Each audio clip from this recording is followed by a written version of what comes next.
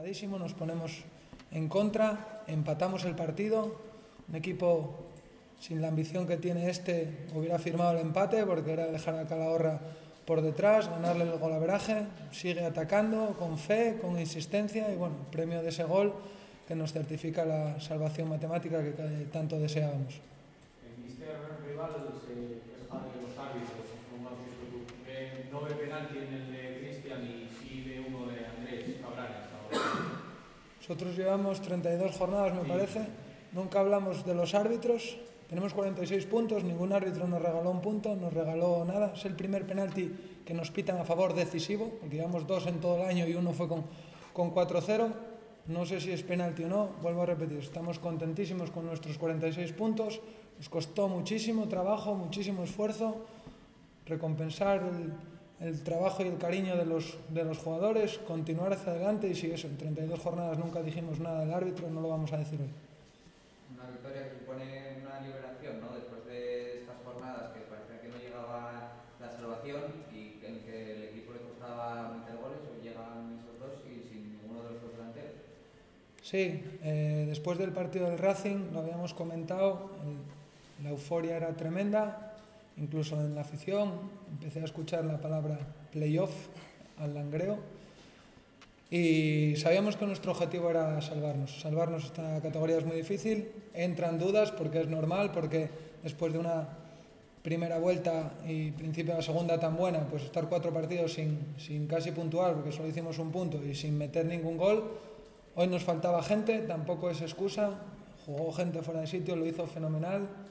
Vuelvo a repetir, 46 puntos, orgullosísimo de todo el trabajo que tienen y dije que cuando lo cumpliéramos íbamos a cambiar el objetivo, pues ahora está cambiado. Ahora vamos a ir a por la Copa del Rey con la misma humildad, el mismo trabajo y el mismo esfuerzo que nos trajo hasta aquí. Vamos a ser ambiciosos, quedan 6 partidos me parece, 18 puntos en juego, a tratar de hacer los máximos posibles porque creo que hablar de Copa del Rey a estas alturas de temporada en un club como el Langreo tiene mucho mérito y es todo gracias a los futbolistas. ¿Te sientes al conseguir algo histórico? Que hace 20 años el Langreo no permanece en segunda vez. Sí, es otra cosa que les decía mucho a ellos, ¿no? En los últimos años sí esta afición vio ascensos, que es también muy difícil, pero en todo este tiempo no habían conseguido o no habíamos visto aquí o disfrutado de una permanencia, ¿no? A falta de 6 jornadas para el final, habla claro del trabajo y del esfuerzo que llevamos haciendo durante todos estos meses de competición. Agradecidísimo a la gente, a los futbolistas, porque vuelvo a repetir y no quiero tampoco estar siempre diciendo lo mismo, pero esta categoría es tremendamente difícil. Nosotros acabamos de llegar, somos, me parece, de los mejores recién ascendidos de los 4 grupos y eso es para ponerles a los chavales un monumento. ¿Qué imagen te encontraste en el vestuario? Después del Vitoria estaban los chavales desolados, después del empate, ¿cómo está ahora? Me imagino te he puesto, ¿no? Pues de euforia porque ellos, los futbolistas, aunque son profesionales, ellos sufren muchísimo. Aquí tenemos mucha gente joven, cada derrota para ellos es un palo y eso que este año hemos recibido pocas. Hoy, después de una victoria como se produce, remontando en casa con nuestra gente y que significa hacer 46 puntos que nos da la permanencia, el vestuario es una auténtica locura. Vamos a dejarles disfrutar hoy, pero mañana habíamos hablado dentro que si lo conseguíamos íbamos a cambiar el objetivo y estoy convencido de que mañana van a venir otra vez a darle duro, a seguir trabajando y a esforzarse tanto como hicieron hasta ahora porque es lo único que nos trajo hasta aquí. La baja de David es otro contratiempo, ¿no? Un delantero que andabas escaso de gente ahí arriba, ¿cómo está el chaval? Una pequeña rotura de fibras, sabíamos que no iba a poder aguantar, ¿no?